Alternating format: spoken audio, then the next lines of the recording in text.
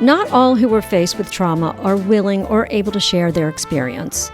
I am grateful to Matt for coming forth so willingly to tell us about his marathon of a journey with cancer. Perseverance is a word that comes to mind when thinking about Matt's entire being. He runs when he can, walks when he has to, and crawls if he must, but never gives up. Let's listen in to Matt. They bring me over. I get transferred in a medical ambulance to Hopkins. They take me up to the 5th floor of the Kimmel Cancer Center, which is where all the leukemia and lymphoma stuff is going on. And they just start doing tests. You know, they take a spinal tap. They do a bone marrow biopsy. All this stuff is extremely invasive and painful, especially at Hopkins because it's a teaching hospital, so they've got young doctors doing it who are not quite that experienced. And we get through those tests, and and I have like a first meeting with a leukemia doctor. It wasn't Mark Levis yet. It was whoever was attending on the floor, and he comes in, and he was really good. He explained kind of leukemia to me. It's like, and what, you know, kind of like the treatments and outcomes are. You know, because like we have, you know, kind of look at it this way. There are 10% of leukemias are just really simple to treat, and you're going to cure them right away. And like, you know, 10% are pretty much you're dead, and then in between is like everything else, because there's so many genetic mutations of leukemia, and so we just need to get all this testing and figure out what we need to do for you. And then I got a call from Mark Levis after I got discharged. They let me go home, coming up with my treatment plan. Mark calls me and says, we've got your testing back, and it looks like, you know, you've got the good form of leukemia. We're just going to have to do like 3 or 4 rounds of chemotherapy on you over the next 6 months. I was like, and so that was great. That was great news. Still very scary. You know, the program is you go into the hospital for a month. You're in the hospital for a whole month.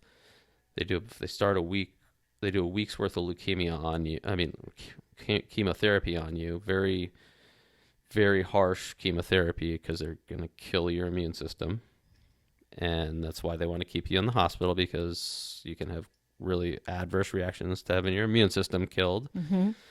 So I go through that, you know, first week, it's really scary. You know, first time they put chemotherapy up in a bag, it's really scary to look at that. And then, you know, the next day they put some up, and it's like this bright red color, which is like just awful looking. And so that a week I get that treatment, and then they just watch me and take my blood every day, give me supplements that I need, like, you know, potassium, magnesium, blood transfusions, that kind of stuff. And I think like a week or so after the chemotherapy, I had rigors. So I had a fever, really high fever started, and then I just started shaking uncontrollably. Like to the point where I was almost passed out, and then they gave me some morphine. Oh my gosh. And that was one of the scariest points in that initial part of the treatment, because I thought I was dying. Right. And I was asking the nurse, am I dying? And she's like, I need to get the doctor. And wake up, and I'm wiped out for a couple of days. And then, you know, I start to come back, and my immune system starts to regenerate. And they let me go like on day 30. You go home for a few weeks. They bring you back and do it all over again. So they essentially kill your immune system like in 3 or 4 stages. With a week-long treatment of chemotherapy. When you come back after that first visit, you only have to stay in the hospital for a week while they give you the chemotherapy, because they've determined, you know, they've watched you, they determine what your reaction is going to be, and they thought I was going to be fine. So somewhere in between that first and second treatment, they got back some more test results from my tumor and said, well, we don't feel as confident about just doing chemotherapy. We want to give you a bone marrow transplant. And Gosh. And what did you think at that point? at that point, it was really interesting. I was like, okay, if you think that's the right thing to do, then let's Right. do it. Because, I've like developed like this really kind of trusting relationship with Mark Levis. Mm-hmm. He instilled a lot of confidence in me about Mhm. this. And I was like, if you think that's what we need to do, then let's do that. I mean, went into another appointment and with Eliza, and we, asked him a barrage of questions, and we came out of it after that and just said, yeah, we got to do the bone marrow transplant. And so we had to go through that process, which is finding the donor. Mm-hmm. And right about that period of time, COVID hits, and so everything becomes Oh my gosh. more difficult, longer to do. Tested all of my family members that were potential donors, Mm-hmm. my brothers and my cousins and my nieces. Mm-hmm. Like Sam and Nick were too young Okay. at that point to do it. And the only one that was a potential donor was my brother Noah. And he was only a half match, and he was 40 years old at the time. And Dr. Levis said, yeah, he's too old. Okay. Dr. Levis he wants to have someone in their early 20s Mm-hmm. because the results are just that much better. So they went out into the world and they found a donor for me who was a 21-year-old guy who I don't know anything about. Okay. I tried to meet him. I sent in some paperwork, said I wanted to meet him to thank him, but I never got contacted back. So I don't know who my donor Okay. is. I would love to know, but I don't. Mm-hmm. So what transpired because of COVID is I had to do one extra round of chemotherapy. So, instead of 3, I did 4 before the transplant. Okay. And then, that was June of 2020, time to go in to do the transplant. And when you do the transplant, you do like 5 or 6 days of chemotherapy every day. Okay. Go in and do a day of total body radiation. Oh my. And then I think 2 days after that, they give you the transplant. And the transplant, like I didn't know this. Like when I first heard transplant, I thought they were like going to like dig into my bones and put new marrow in there. Right. But it was a stem cell transplant essentially. So it's like getting a bag of fluid. So they just hang it up and it just goes in. But the interesting thing is you can see the cells. They're in the tube. Wait a minute. You can see these active little stem cells. They're like not like they're it's not not just microscopic. fluid, I mean, it's you just- actually see the cells. They're just active little things coming through. Wow. And it just was really wild to watch them go into my body and just think like, okay, this is my replacement. So I have a question. Mm-hmm. Does all the chemo before, like the several days in advance of the transplant, does that kill your bone marrow that you currently have? Yeah. So essentially they're wiping that all out and they have to keep doing it over because it just, Okay. I guess it kind of regenerates. Okay. Right? And so now you have this new fresh Yeah. s- It's bone kind of marrow. like clearing it out, but it doesn't actually clear the marrow out, but like kind of clearing it out and letting the new guy come in, right? Okay. And that, they do that 4 times before the transplant because they've just got to make sure they've completely eradicated what's going wrong in there. So How sick were you? Like how well, sick were you from all the chemo? I lost 45 pounds. Oh my gosh. So that was like almost 25% of my body weight. Wow. And I couldn't, after the transplant, so that was about 7 months worth of treatment, right? At the point of transplant, I couldn't walk a block. Wow. I could barely get up the stairs. I was at my lowest point probably sometime in July after the June transplant, and I had to go to the hospital, and I couldn't walk down the stairs. I had to scooch on my butt down the stairs. Oh. Like my heart rate was up at like 180. Oh my goodness. And I was just in bad shape. So I had to go in the hospital for a couple nights then. Throughout this process, I had to go back to the hospital. Mm-hmm. I had like an infection from a needle. Well, so let's just let people know that you have no immune system. Yeah. During that whole period of time, I had no immune system. No immune system. And it's COVID. Is raging. So we are... The anxiety around... Complete protection mode. Right. We actually rented a house across the street that my friend Bob owns. Right. Happened to be vacant. Right. Just so I had somewhere to go if anyone in the house got sick. So, and I had to go over there and do it 3 times. It was very isolating. Mm-hmm. So I had to go... Just because you're not in the hospital in between these week-long treatments, you still have to go to the hospital every day or every other day to have blood work done and for them to give you supplements and things.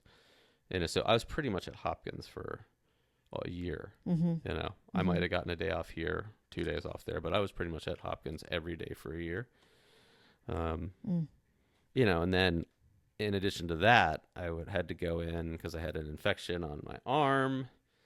Because I felt just before I went in for my bone marrow transplant to start the process, my buddy Bob said, "Let's go fishing one last time." Like we go out on the boat. I fell into the water. Oh no! And I had a port in my chest, and so I had to go to the hospital, have it taken out, get antibiotics, have a new port put in. So all these things were happening. The one time you wanted to do something fun, right? Yeah.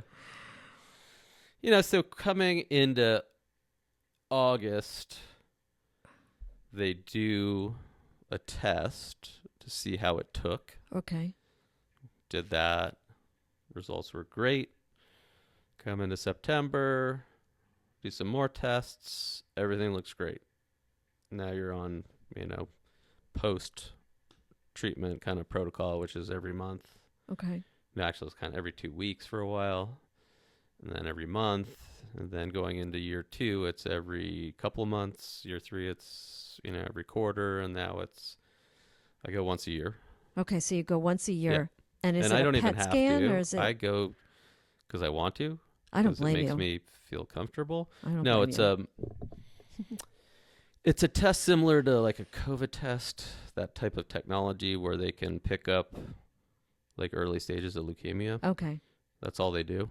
Okay. They take my blood and analyze it, and they do that test. Okay. So that's pretty much. And then I talk to Dr. Levis, just kind of, and I usually come up with a few questions like over the course of a year that I'll ask him. Right. Yeah. I can't imagine having to do that during COVID on top of everything else. And the fear. You had the fear of the unknown with your diagnosis. Now you have the fear of COVID. Yeah, it was. There's a lot of fear. Yeah. Yeah. I mean, I still have a tremendous amount of guilt about what it did to my family because I know how it impacted Eliza. She was left taking care of the boys. Mm-hmm. Also, during COVID. So that fear with them, and they were 8 and 12.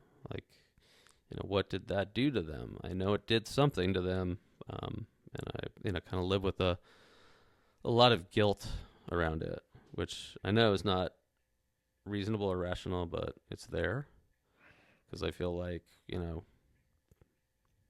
that focus on me really impacted them. Mm-hmm.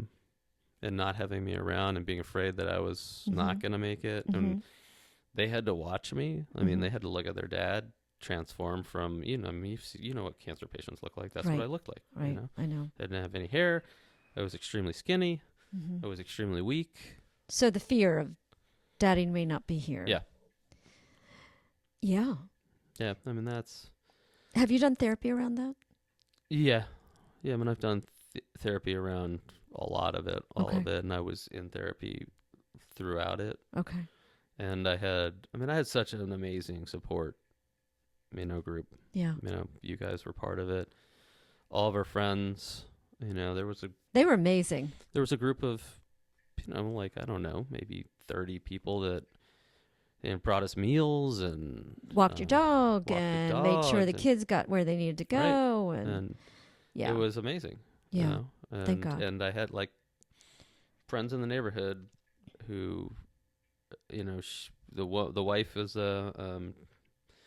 does meditation, and she would, early on, I'd go to her house and do it, and then when I was too weak, we'd just talk on the phone, and she got me through an hour-long meditation. Wow. Do you still meditate?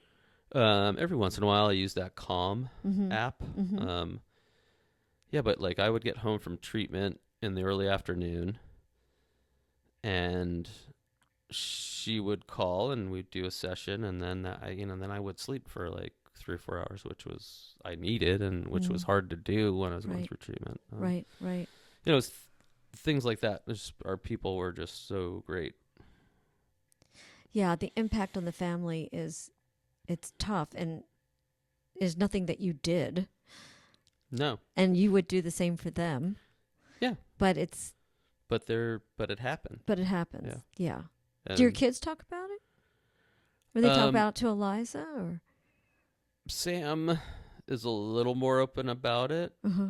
So Sam, when Eliza told the boys, Nick was 8, and so I don't think there was an understanding. There was just fear for him, really. But Sam was 12. He had more of an understanding of what it meant, and he ran out of the house and ran down the street, and one of our neighbors knew what was happening, saw him, and kind of went and talked to him, and he came back home, and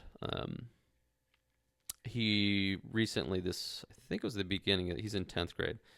I think for his writing class at the beginning of this year, he wrote about that experience, which was really, he's an amazing writer, and it was just really just visceral, the feelings that he had around that. And, yeah, it's still there, right? It's still that clear in his mind. Yeah, it is. And Nick is guarded, and so you don't quite get there, but you know that there was impact, and there was a change in Nick that happened in those couple of years. Yeah. I was a very, very young girl, and my mother had breast cancer in 1959. I was 4. And thankfully, I was too young to know anything. But I've heard about the impact. Yeah. Because my brother and sister were like 14 and 19, and at 1959, breast cancer, they figured, that was just a death sentence. Yeah. And my mother lived till 93. But I got to avoid a lot of that. I mean, it affected me in other ways, and this isn't about me. But, yeah, it affects the family. There's just... it just does. Know. It does. It's interesting to think about that. Like you mentioned, breast cancer, back then it was like a death sentence almost. And same with leukemia. It was, like this treatment protocol that they did on me. At this point, this is 5 years on. It's probably only 15 years old, maybe. Okay, maybe so it's 20. young. Yeah, so like we don't, I can't go to Dr. Levis and say, well, for a guy like me who's had this treatment, like what are you, what are the results? Because there's no longevity. There's not a super long, right. I do know a couple of guys who had leukemia that have been alive for 25 years, and so I know that there's that potential. So how do you that's leading to my next question is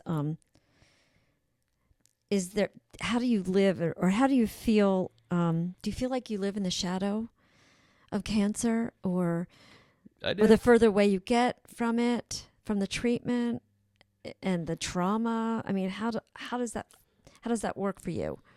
I don't think about it very often in the context of am I worried that I'm going to have leukemia again? But I did for Definitely time has kind of softened that, that fear.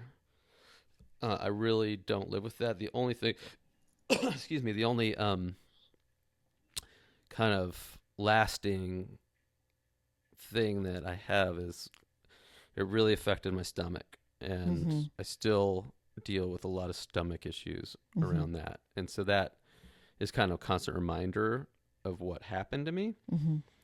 But I don't think about the leukemia. I don't think about the cancer.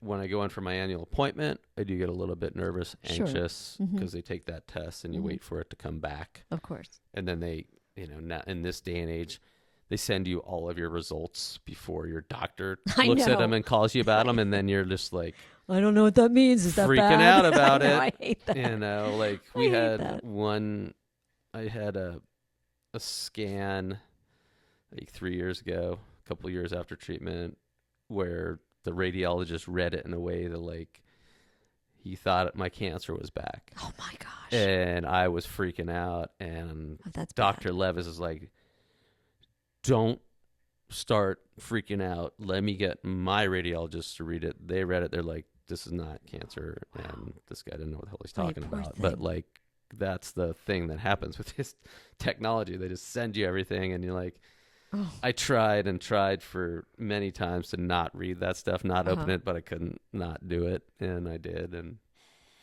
yeah, so I will get anxious at my annual appointment. Of course you will. Yeah. Yeah. Well, that makes sense.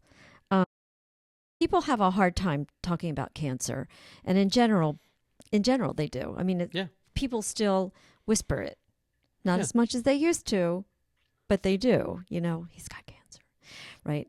But especially when you're talking with somebody who's been stricken with it, and many of us don't know what to say, and fear saying the wrong thing when you find out that a friend or a relative has cancer, and then you see them or you talk to them, and you're like, I don't know what to do. We're suddenly speaking in metaphors, right? Right. With the person. And did you find that happened with you? I can tell people are uncomfortable about the subject, and I am extremely open about it. I am, if it comes up in a conversation, I talk about it, or I just mention, that was when I had cancer or that kind of things. And I can tell people do get uncomfortable. And then there are other people I know that have cancer that are very private about it. So it's really a case by case basis. But if somebody is talking about cancer, they're comfortable with it. So be comfortable with it too. That's kind of. Is that your recommendation for people? Yeah, that would be my recommendation, because, if they're comfortable enough to talk about it, about what they've gone through, or mention it, bring it up not in a hush-hush kind of way, then they're comfortable. So you can be comfortable asking questions about it, or just be comfortable in general about it. Well, you wouldn't be here talking about this if you weren't comfortable. No. But, you can tell people are just like, Yeah. You don't want to think about it for yourself, right? Of course. Yeah. Well, you're like, oh, God, I don't want to know about that. I don't want to hear about that. Yeah. You're such a strong person. In some I've ways. known you for so many years, and I've learned even more today. I appreciate that. Yeah. I mean, you are. I mean, your character from a kid, paving your own way without a lot of direction from adults, and to where you are now. Yeah. I don't know. You're an impressive character there, Matt. Yeah, I think all of those experiences where I was out on my own trying to figure it out kind of led me to a place where I just always feel like it's going to work out. Things are going to work out. That's been your mantra. Yeah. That defines you. It's always going to work out. I was going to ask you, as a last question, what would you tell your younger self? I would have told myself that earlier. You would have said that everything's going to work out? It's going to work out. Because, when I was between 20 and 30, it was such a struggle, and I didn't know that it was going to work out. And there weren't a lot of people that had faith in me. Yeah. Look at that. Because I think you're amazing. Thank you. I think you're and amazing. all around. Appreciate it. Tony and I love coming to their house and hanging out, and they live like 5 minutes from us. And at any given time, can we come over? Can we come and play? Yep. Right? And you're like, yeah, we're not doing anything. Yeah. And I love your kids. We have so much fun. Yes, They're great. they're great. They're a challenge. They really are great. They're a challenge. Well, they should be. Yeah. They should challenge you because they're going to go out in the world and challenge others, and they Yeah. need to challenge you first, They're right? both extremely independent, and that's like the one thing that I know we've given them, That's great. because Liza's very independent. Yeah. She's really, set her own kind of course in life. Yes, she So. has. Yes. That's great. They have that. I Yeah. know they have that. As much as one or the other might struggle in some areas, I just know that they both are super independent kids, and they go out into the world. They'll be okay. Yeah. That's great. Yeah. That's a good place to end. Matt, thank you so much for being on the podcast. Yeah, you're welcome. I really enjoyed being here. I'm sure there's a lot of people that learned a lot and with their whatever it is that they're going through too. And I think the more stories we get out there, the better it is, because people think they're alone, and there's a lot of people out there experiencing similar things. Yeah, and I'm always open to talk to anybody going through it. I've had the opportunity to do so a few times, and I'm always here to do it, as many more times as anyone wants some advice. That's great. Thank Yep. you so much. You're welcome. Matt came to me wanting to get his story out there, to document it for his children, and to help others facing cancer. I applaud his courage and transparency, and am honored to call him a friend. He handles life with such grace and dignity.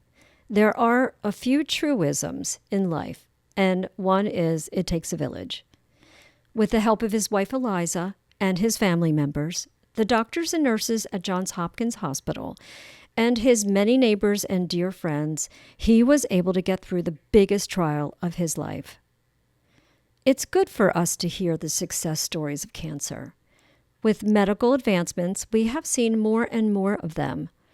Hopefully, one day, we will discover the key to a cure for all kinds of cancer, open the door, and walk through to a world which is cancer-free.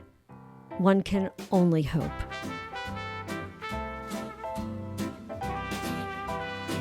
Thank you for listening to another episode. You can find us on social media under Row & Co. Please subscribe to rate and leave a review. Everyone has a story. What's yours?